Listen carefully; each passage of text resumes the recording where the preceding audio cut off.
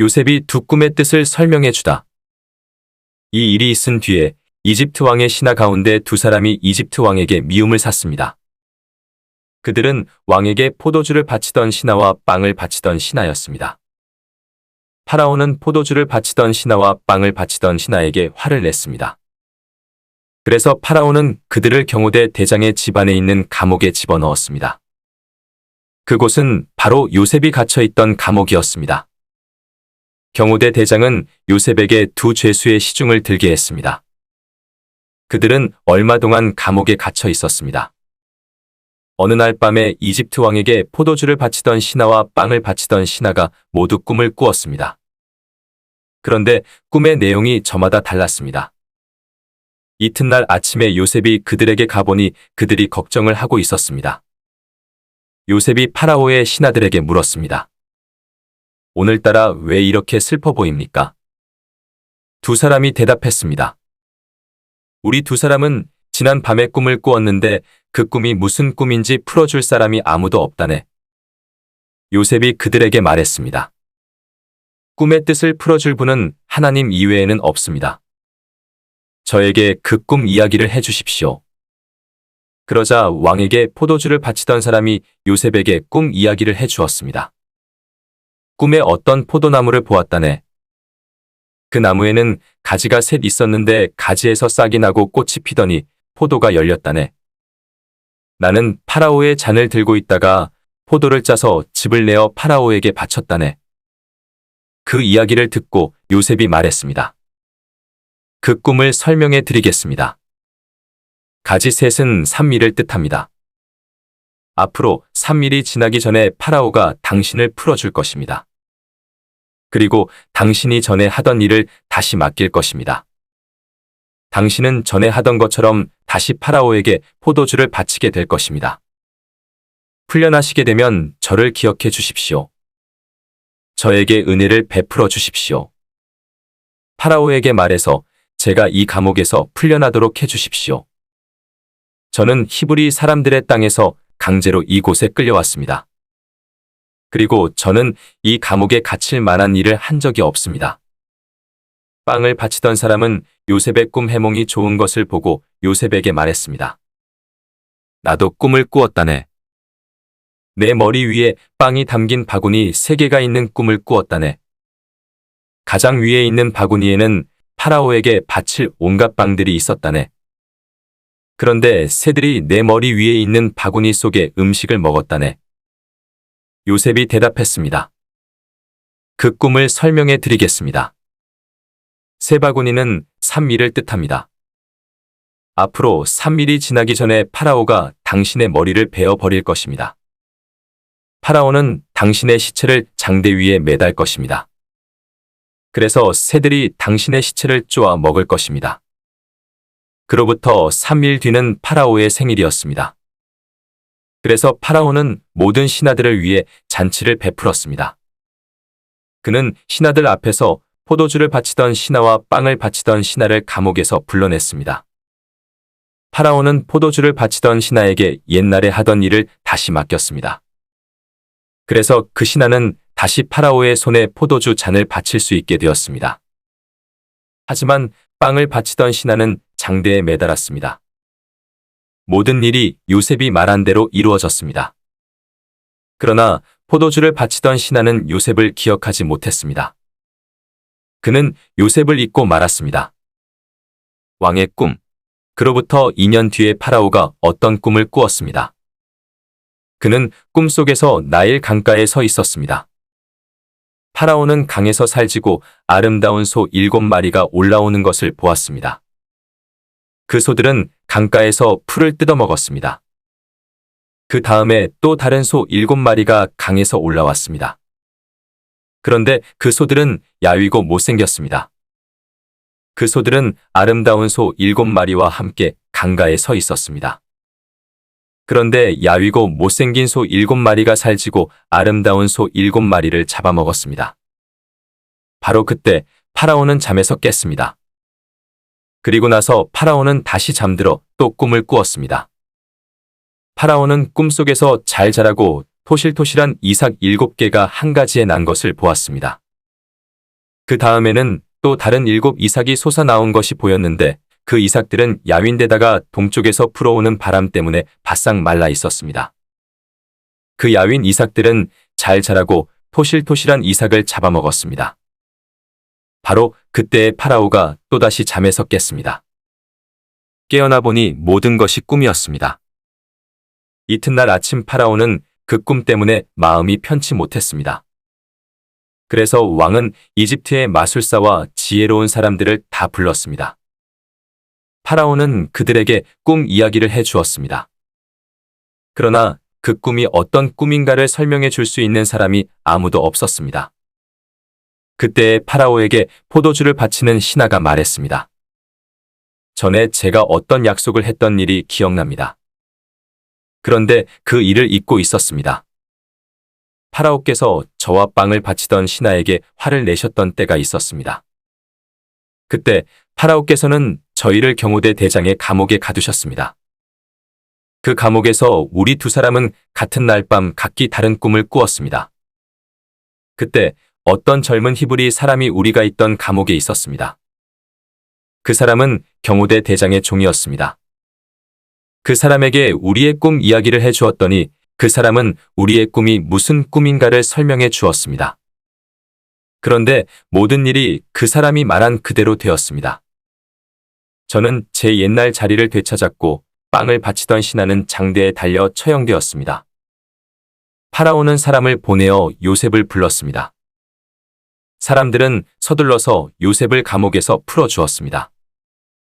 요셉은 수염을 깎고 깨끗한 옷을 입은 뒤에 파라오 앞에 나아갔습니다. 파라오가 요셉에게 말했습니다. 내가 꿈을 꾸었는데 그 꿈이 어떤 꿈인지를 설명해 줄 사람이 없다. 그런데 너는 꿈 이야기를 들으면 그 꿈을 해몽할 수 있다는 말을 들었다. 요셉이 파라오에게 대답했습니다. 저는 꿈을 해몽할 능력이 없습니다. 하나님께서 왕을 위해 해몽해 주실 것입니다. 파라오가 요셉에게 말했습니다. 꿈에서 나는 나일 강가에 서 있었는데 거기서 살지고 아름다운 소 7마리를 보았다. 그 소들은 강에서 나와 풀을 뜯어먹었다. 그런데 또 강에서 다른 소 7마리가 나오는 것이 보였다. 그 소들은 야위고 마르고 못생겼다. 이제껏 내가 이집트에 온 땅에서 보아온 소 중에서 가장 못생긴 소였다. 이 야위고 못생긴 소들이 먼저 나온 살찐 7마리 소를 잡아먹었다. 그런데 이 야윈 소 7마리는 살진 소 7마리를 잡아먹었으면서도 처음과 똑같이 마르고 못생겨 보였다. 그때 나는 잠이 깼다. 나는 또 다른 꿈도 꾸었다. 어떤 한 가지에 잘 자라고 토실토실한 이삭 7개가 나 있는 것을 보았다. 그런 다음에 다른 7 이삭이 또 솟아나왔는데 그 이삭들은 야위고 말랐다. 그 이삭들은 동쪽에서 불어오는 뜨거운 바람 때문에 바싹 말라 있었다. 그런데 야윈 이삭들이 살진 이삭들을 잡아먹었다. 나는 이 꿈을 마술사들에게 이야기해 주었지만 아무도 그 꿈이 무슨 꿈인지를 설명해 주지 못했다. 꿈을 해몽하는 요셉, 그때의 요셉이 파라오에게 말했습니다. 이 두 꿈의 뜻은 똑같습니다. 하나님께서 앞으로 일어날 일을 파라오께 미리 보여주신 것입니다. 좋은 소 7마리는 7년을 뜻합니다. 또 좋은 이삭 7개도 7년을 뜻합니다. 두 꿈은 똑같은 것을 뜻합니다. 마르고 못생긴 7소는 7년을 뜻합니다. 또 동쪽에서 불어오는 뜨거운 바람에 바싹 마른 7 이삭도 7년 동안 가뭄이 있을 것을 뜻합니다. 이 일은 제가 말씀드린 대로 일어날 것입니다. 하나님께서는 앞으로 일어날 일을 파라오께 미리 보여주셨습니다. 이집트에 온 땅에는 7년 동안 큰 풍년이 들 것입니다. 그러나 그 7년이 지나면 7년 동안 가뭄이 들 것입니다. 모든 이집트 땅에 언제 풍년이 든 적이 있었나 싶을 만큼 큰 가뭄이 들 것입니다. 가뭄이 온 땅을 뒤덮을 것입니다. 심지어 백성들이 풍년이란 것이 무엇인지를 기억할 수 없을 만큼 가뭄이 심해질 것입니다. 파라오께서는 뜻이 똑같은 꿈을 2번이나 꾸셨습니다. 그것은 하나님께서 이 일을 이루시기로 굳게 작정하셨기 때문입니다. 더구나 하나님께서는 이 일을 곧 이루실 것입니다. 그러니 파라오께서는 매우 지혜롭고 현명한 사람을 뽑으셔서 그 사람에게 이집트 땅을 맡기십시오. 그리고 모든 이집트 땅의 관리들을 세우셔서 풍년이 드는 동안 이집트 땅에서 나는 식물의 5분의 1을 거두어 드리십시오. 그 관리들은 앞으로 있을 풍년 기간 동안 생산될 모든 식물을 거두어 드려야 합니다. 그들은 왕의 권위에 힘입어 곡물을 성마다 쌓아두고 지켜야 합니다. 나중을 위해 그 식물을 저장해 두어야 합니다. 그 식물은 이집트 땅에 닥쳐올 7년 동안의 가뭄 때 써야 할 것입니다. 그렇게 하면 7년 동안 가뭄이 들어도 이집트 백성은 죽지 않을 것입니다. 이집트의 총리가 된 요셉의 말은 파라오가 듣기에 매우 훌륭한 의견이었습니다. 파라오의 모든 신하들도 같은 생각이었습니다. 그래서 파라오는 신하들에게 요셉보다 이 일을 더 잘할 사람이 어디에 있겠는가? 이 사람에게는 정말로 하나님의 영이 있도다. 하고 말했습니다. 파라오가 요셉에게 말했습니다.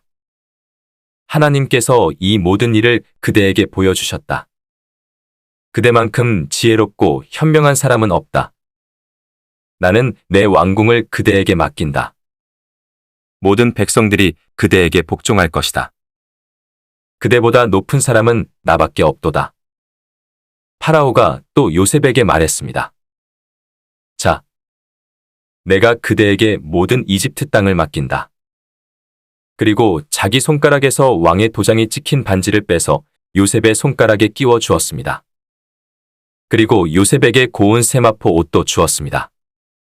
그리고 요셉의 목에 금목걸이를 걸어 주었습니다.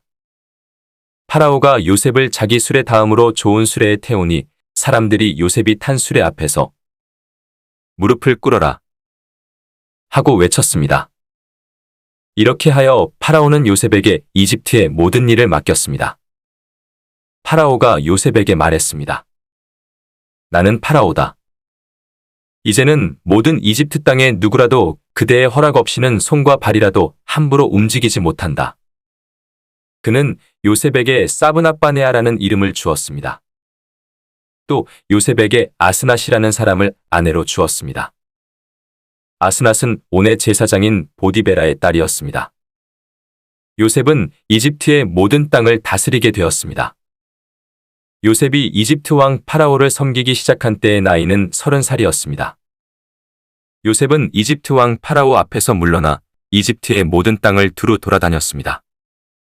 풍년이 든 7년 동안에는 땅의 작물들이 잘 자라났습니다.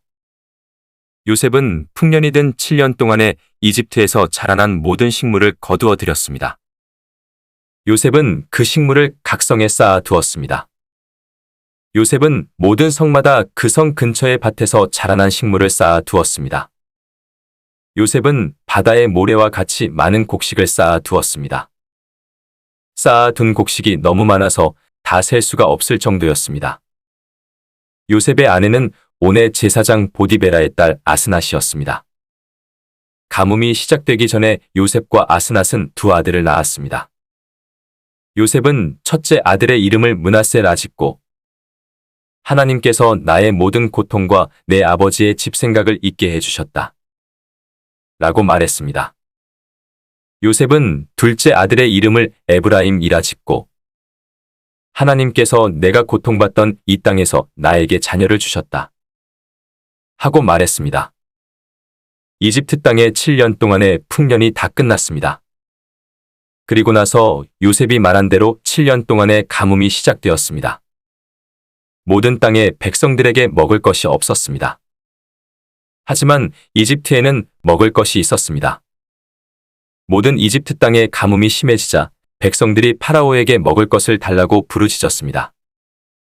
그러자 파라오가 모든 이집트 백성에게 요셉에게 가거라. 요셉이 하라는 대로 하여라. 하고 말했습니다. 어디를 가도 가뭄이 들지 않은 곳이 없었습니다. 그래서 요셉은 창고를 열어서 이집트 백성들에게 곡식을 팔았습니다. 왜냐하면 이집트 땅에도 가뭄이 심했기 때문입니다. 마흔한 시 57분 모든 땅의 백성들이 곡식을 사기 위해 이집트의 요셉에게 왔습니다. 온 세계에 심한 가뭄이 들었기 때문이었습니다. 꿈이 이루어짐. 야곱이 이집트에 곡식이 있다는 이야기를 듣고 자기 아들들에게 말했습니다. 왜 가만히 앉아서 서로 얼굴만 쳐다보고 있느냐? 듣자 하니 이집트에는 곡식이 있다고 한다. 이집트로 내려가서 먹을 곡식을 좀 사오너라. 그래야 먹고 살 수 있지 않겠느냐? 그리하여 요셉의 형 10명이 곡식을 사려고 이집트로 내려갔습니다. 하지만 야곱은 요셉의 동생 베냐민은 형들과 함께 보내지 않았습니다. 야곱은 베냐민에게 좋지 않은 일이 일어날까봐 두려워했습니다. 가나안 땅에도 가뭄이 들었기 때문에 이스라엘이라고도 부르는 야곱의 아들들은 곡식을 사기 위해 다른 많은 사람들과 함께 이집트로 내려갔습니다. 그때 요셉은 이집트의 총리였습니다. 요셉은 곡식을 사러 오는 사람들에게 곡식을 팔고 있었습니다. 요셉의 형들도 요셉에게 왔습니다. 요셉의 형들은 땅에 엎드려 요셉에게 절했습니다. 요셉은 그들을 보자마자 그들이 자기의 형들이라는 것을 알았습니다. 그러나 요셉은 모르는 체하였습니다. 요셉이 쌀쌀한 말투로 물어보았습니다. 너희들은 어디에서 왔느냐? 형들이 대답했습니다. 우리는 가나안 땅에서 먹을 것을 사려고 왔습니다. 요셉은 그들이 자기 형들이라는 것을 알았지만 그들은 요셉을 알아보지 못했습니다. 요셉은 형들이 자기에게 절하는 꿈을 꾼 것이 생각났습니다. 요셉이 형들에게 말했습니다. 너희들은 정탐꾼이다.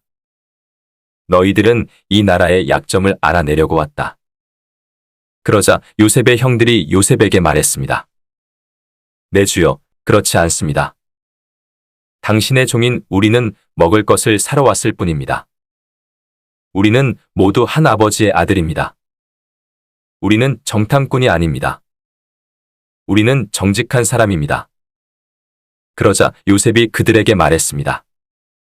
아니다. 너희들은 이 나라의 약점을 알아내려고 왔다.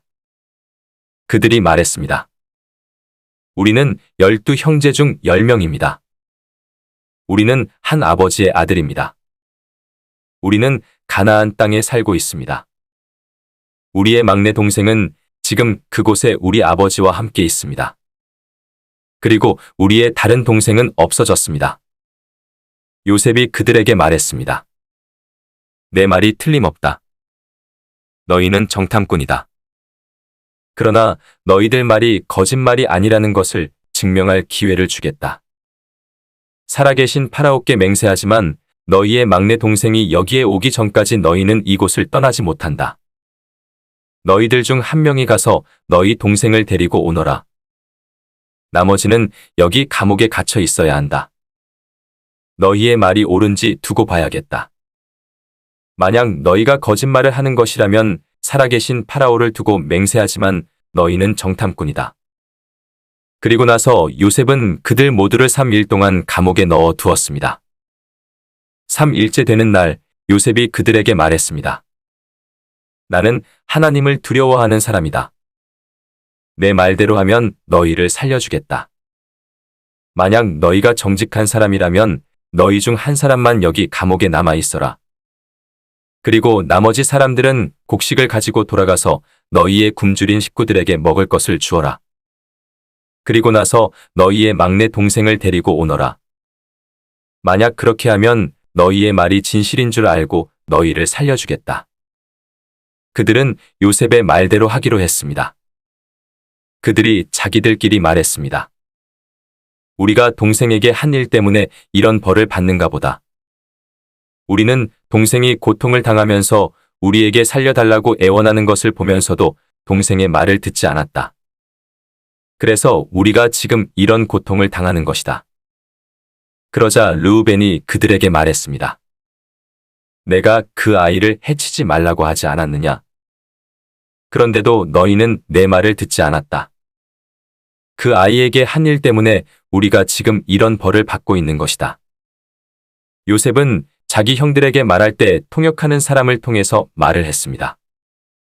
그래서 형들은 요셉이 자기들끼리 하는 말을 알아들을 거라고 생각하지 못했습니다.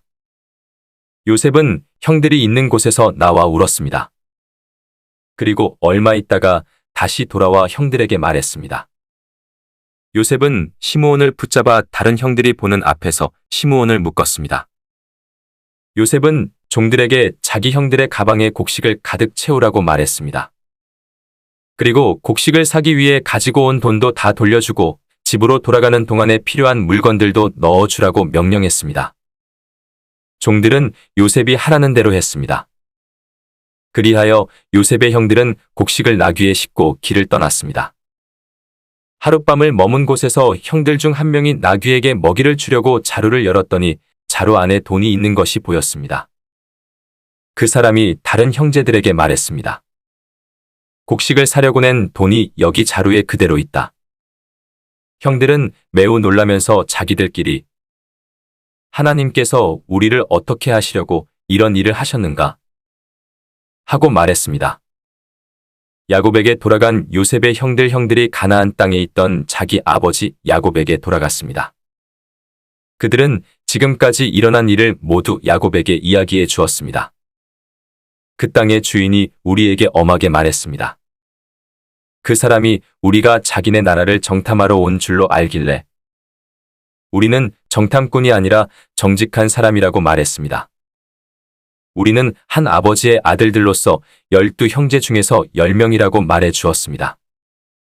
12형제 중 한 명은 없어졌고 막내 동생은 아버지와 함께 가나안 땅에 있다는 이야기도 했습니다.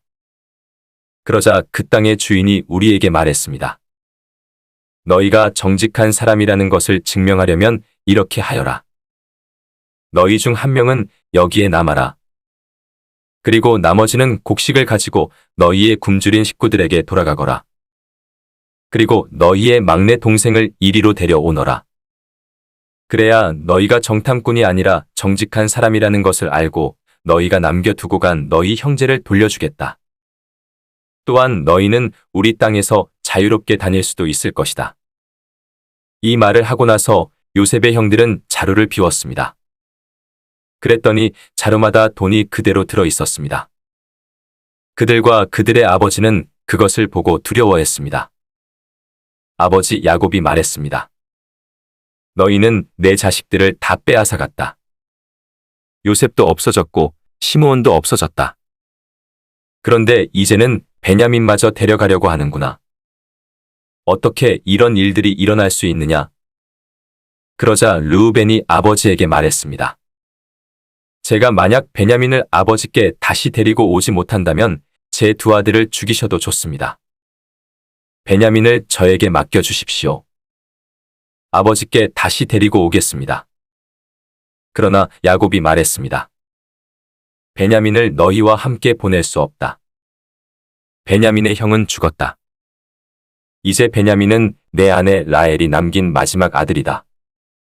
베냐민이 이집트로 가는 동안 어떤 끔찍한 일이 일어날지 모른다. 그렇게 되면 나는 죽는 날까지 슬퍼하게 될 것이다.